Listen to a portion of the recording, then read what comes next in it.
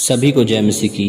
तो आइए हम आगे देखते हैं इस दूसरे भाग में, जब हम पढ़ते हैं कि आगे हमने लास्ट टाइम पढ़ा कि लोग कहते हैं कि इंडिया में हम सेफ नहीं हैं। आप दुनिया के किसी भी कोने में चले जाएं, आप अगर परमेश्वर में नहीं तो सेफ नहीं। हर रोज़ अमेरिका में शूटिंग्स होती हैं। कोई भी देश, कोई भी नगर परमेश्वर के बिना सुरक्षित नहीं। अगर आप परमेश्वर के डर में जीवन व्यतीत नहीं करते तो आप फिर 24 घंटे अपने बच्चों, अपने परिवार की सुरक्षा नहीं कर सकते। आप 24 घंटे अपने परिवार, अपने घर वालों के साथ नहीं रह सकते। आप हर समय उनके साथ नहीं रह सकते। अगर हर समय कोई हमारी सुरक्षा कर सकता है तो वो यहोवा परमेश्वर है, और उसका सुरक्षा जो परमेश्वर आपको सुरक्षा देते हैं वो स्वर्गदूतों के द्वारा देते हैं, जिसे हम भजन संहिता 34 उसकी 7 में पढ़ते हैं कि यहोवा के डरवेहियों के चारों ओर उसका दूत छावनी किए हुए उनको बचाता है। इसमें लिखा है कि लोग परमेश्वर यहोवा से डर में जीते हैं। स्वर्गदूत उन लोगों की रक्षा करते हैं। और भजन संहिता 91 उसकी 11 में लिखा है, क्योंकि वह अपने दूतों को तेरे निमित्त आज्ञा देगा कि जहां कहीं तू जाए वे तेरी रक्षा करें। दानियेल अध्याय 12 उसकी 7 में लिखा है, उसी समय मिकाएल नाम बड़ा प्रधान जो तेरे जाति भाइयों का पक्ष करने को खड़ा रहता है वह उठेगा। इसमें लिखा है कि मिकाएल स्वर्गदूत इज़राइल की रक्षा करता है। हर देश के ऊपर एक स्वर्गदूत नियुक्त होता है, जिसे हर जगह परमेश्वर के स्वर्गदूत होते हैं। उसी तरह शैतान के भी दूत देशों में और नगरों में और लोगों की जिंदगियों में गड़बड़ करते हैं। इन दुष्ट आत्माओं के इलाके होते हैं और ये इनको कभी छोड़कर नहीं जाते। दानियेल अध्याय 10 में जब हम दानियेल 21 दिन की फास्टिंग प्रेयर में था तो स्वर्गदूत दानियेल के पास आता है और उसे बताता है कि पहले ही दिन जब तुमने प्रार्थना शुरू की, पहले ही दिन तेरी प्रार्थना सुन ली गई।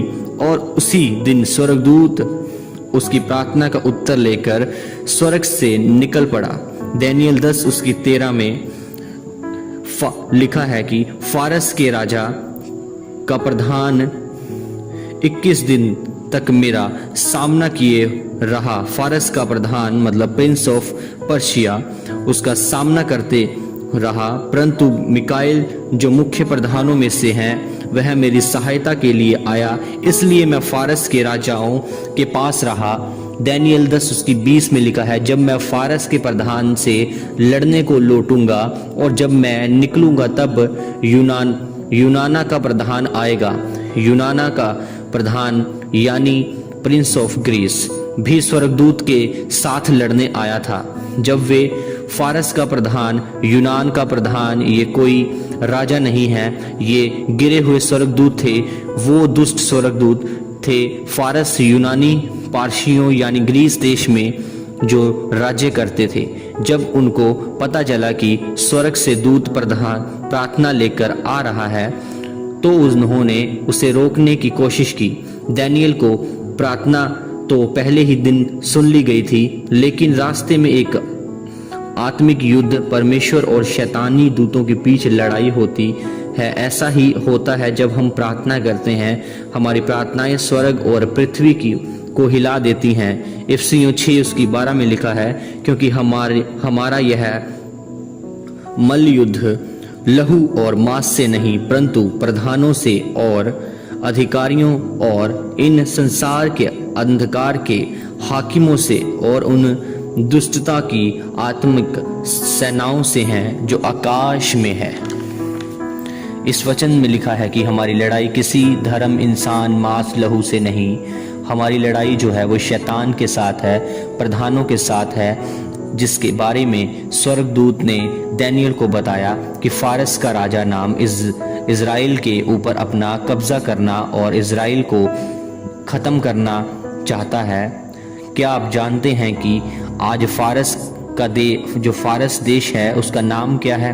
फारस देश का नाम जो है वो आज हम सुनते हैं लेकिन हमें इतना पता नहीं, तो उसका मैं नाम आपको बताता हूँ। उसे आज के समय में हम ईरान कहते हैं, फारस ईरान कहते हैं उसे, जो पर्शिया है, और पर्शिया का मीन ईरान कहलाता है। और आज भी यह फारस का प्रधान उस देश पर राज्य करता है, और आज भी ईरान देश इज़राइल को ख़त्म करने को लगा है, पर ऐसा होगा नहीं। बाइबल ये बताती है कि जब भी हम प्रार्थना करते हैं, वह प्रार्थना उसी समय सुनी जाती है, उसी समय स्वर्गदूत हमारी प्रार्थना पे काम करना शुरू कर देता है। हो सकता है कि आप किसी काम के लिए कोई दिनों, हफ्तों, महीनों या सालों से प्रार्थना कर रहे हों, पर इसका मतलब यह नहीं है कि हमारी प्रार्थनाएं जो हैं वो सुनी नहीं जा रही। दानियेल 10 उसकी 11 जब हम पढ़ते हैं तो वहाँ पता चलता है कि हमारी प्रार्थना स्वर्ग और पृथ्वी को हिला देती है। तो ये मत समझो कि हमारी प्रार्थनाओं से कुछ नहीं होता या हमारी प्रार्थनाएं सुनी नहीं जाती। प्रार्थना करने से ही स्वर्गदूत स्वर्ग से भेजे जाते हैं, और प्रार्थना ही से शैतान पर विजय प्राप्त होती है। परमेश्वर के लिए प्रार्थना इतनी महत्वपूर्ण है कि परमेश्वर ने अपने भवन, अपनी चर्च बिल्डिंग को प्रार्थना का घर कहते हैं। जो परमेश्वर ने अपने भवन को प्रार्थना का घर कहा है, परमेश्वर की नज़र में हमारी जो प्रार्थनाएं हैं इतनी कीमती हैं कि बार बार बाइबल में परमेश्वर ने वायदे किए हैं कि परमेश्वर प्रार्थनाओं का उत्तर देगा, जिसके बारे में हम पहला यूहन्ना अध्याय 5, 14 और 15 अध्याय में पढ़ सकते हैं, और प्रेरितों के काम अध्याय 10 उसकी 1 में पढ़ते हैं कि कैसरिया में कुरनेलियस नाम एक मनुष्य था, जो इतालियानी नाम पलटन का सूबेदार था। और प्रेरितों के काम 10 उसकी 30 में जब हम पढ़ते हैं, कुरनेलियस ने कहा, इस घड़ी पूरे 4 दिन हुए हैं कि मैं अपने घर में तीसरे पहर को प्रार्थना कर रहा था कि देखो एक पुरुष चमकीला वस्त्र पहने हुए मेरे सामने आ खड़ा हुआ और कहने लगा कि कुरनेलियस, तेरी प्रार्थनाएं सुन ली गई हैं और तेरे दान परमेश्वर के सामने सम्मरण किए गए हैं। बाइबल ये भी बताती है कि हमारी प्रार्थनाएं स्वर्ग में एक भी इधर उधर नहीं होती। हमारी प्रार्थनाएं सोने के कटोरे में रखी जाती हैं, जिसके बारे में हम प्रकाशित वाक्य 5 उसकी 8 आयत में पढ़ते हैं कि और हर एक हाथ में वीणा और धूप से भरे हुए सोने के कटोरे थे। ये तो पवित्र लोगों की प्रार्थनाएं हैं। पुराने नियम में परमेश्वर ने आज्ञा दी थी कि भवन में वेदी में धूप जलाया जाए, और उस धूप के जलाने के लिए परमेश्वर ने एक खास वेदी यानी ऑल्टर को बनाने के लिए कहा था। उस वेदी के ऊपर भी धूप को सुबह शाम जलाया जाता था।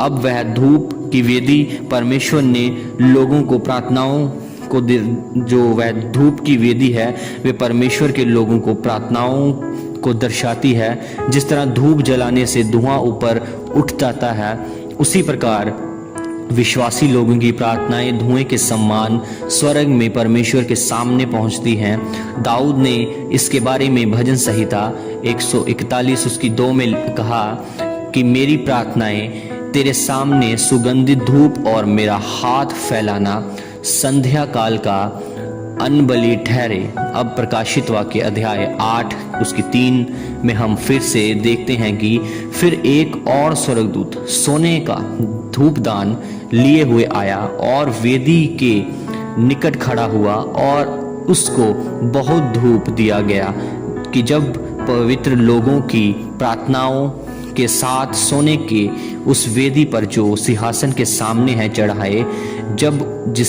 अब जिसे वेदी पर वह स्वर्गदूत धूप चढ़ा रहा है, वे वेदी धरती पर नहीं स्वर्ग में है।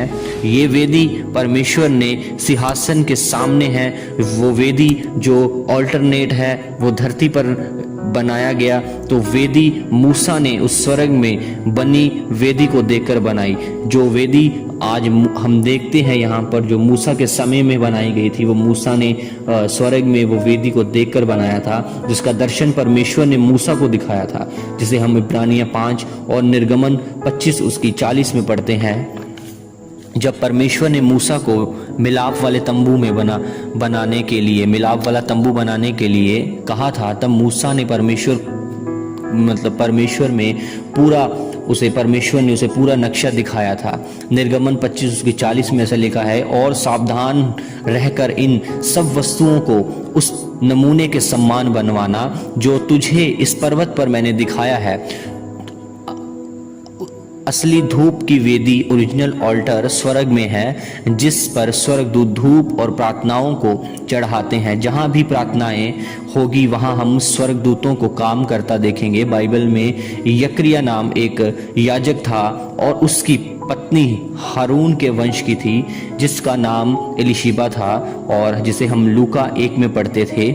और वे दोनों परमेश्वर के सामने धर्मी थे और प्रभु को सारी आज्ञाओं और विधियों पर निर्देश चलाने वाले थे। उनके कोई भी संतान ना थी, क्योंकि एलीशिबा बांझ थी और वे दोनों बूढ़े थे। और एक दिन जब यकरिया मंदिर में धूप जला रहा था, तो जब हम लूका अध्याय उसके 11 में लिखा है कि प्रभु का एक स्वर्गदूत धूप की वेदी की दाहिनी ओर खड़ा हुआ, उसको दिखाई दिया। 13 आयत में लिखा है कि परंतु स्वर्गदूत ने उससे कहा, हे यकरिया, भयभीत ना हो, क्योंकि तेरी प्रार्थनाएं सुन ली गई हैं और तेरे पत्नी एलीशिबा के से तेरे लिए एक पुत्र उत्पन्न होगा, तू उसका नाम यूहन्ना रखना। बाइबल बताती है कि यकरिया की कोई संतान न थी और वह जवानी से ही बुढ़ापे तक प्रार्थना करता रहा, परमेश्वर में विश्वास में बना रहा और परमेश्वर के कामों को करता रहा। और उसकी प्रार्थना, उसका जो समय था तब नहीं, पर परमेश्वर ने उसे उत्तर दिया, उसे मिला। उसकी प्रार्थना से ही स्वर्गदूत स्वर्ग से उसकी प्रार्थना का उत्तर लेकर उसके पास आया। हर एक विश्वासी का स्वर्गदूत होता है। एक बात हमेशा याद रखें, हम प्रार्थना सिर्फ परमेश्वर से करते हैं, स्वर्गदूतों से नहीं। जब हम प्रार्थना परमेश्वर से करते हैं तब उसके स्वर्गदूत हमारे लिए काम करते हैं। आगे आने वाली वीडियोस में मैं आपको बताऊंगा कि कैसे हम स्वर्गदूतों को काम में ला सकते हैं, किस तरह हम पर प्रार्थनाओं का रिजल्ट ले सकते हैं, और यरीहो की दीवार कैसे गिरी, उस दीवार के गिरने के पीछे क्या रहस्य था, और परमेश्वर आपको किस प्रकार स्वर्गदूतों को आप यूज़ कर सकते हैं। आने वाली वीडियोस में मैं आपको यीशु मसीह के बारे में, आगमन के बारे में कुछ और गहरी बातें शेयर करूंगा जो आपने कभी नहीं सुनी होंगी। डैनियल एक प्रार्थना करने वाला इंसान था और बाइबल बताती है कि जब शेरों की माद में उस डैनियल को डाल दिया गया तो उस शेरों से बचाने के लिए परमेश्वर ने स्वर्गदूतों को भेजा। और अगर आप का परिवार मसीह में नहीं है तो हर रोज उनके उद्धार के लिए प्रार्थना कीजिए, अपनी सुरक्षा के लिए प्रार्थना कीजिए, और अपनी फैमिली की, अपने पास्टर की सुरक्षा के लिए प्रार्थना कीजिए। अपने देश, अपने शहर, अपने नगर के लिए प्रार्थना करें। मरने के बाद प्रार्थना नहीं कर पाओगे, फिर किसी को आप अपना प्रार्थना से बचा नहीं पाओगे, तो अब भी प्रार्थना करो जब कर सकते हो, क्योंकि हम जानते हैं कि हमारी कोई भी प्रार्थना खाली नहीं जाएगी, क्योंकि बाइबल ये बताती है कि मसीह में की गई मेहनत कभी भी व्यर्थ नहीं जाती। हमारी प्रार्थनाएं हमारे परमेश्वर के सामने रहती हैं। तो इस वीडियो में मैं अपने जो आपने इस वीडियो में सीखा, आप उसे कमेंट में बता सकते हैं, ठीक है। अगर आपको कुछ भी क्वेश्चन है या कुछ भी आपने और पूछना है तो भी आप कमेंट में मुझे बता सकते हैं, ठीक है। धन्यवाद परमेश्वर का और आप सबका कि आपने इस वीडियो को सुना, और परमेश्वर आपको और बुद्धि दे, गहरे भेदों को आप समझ सकें परमेश्वर के, और सबको जय मसीह की। Praise the Lord.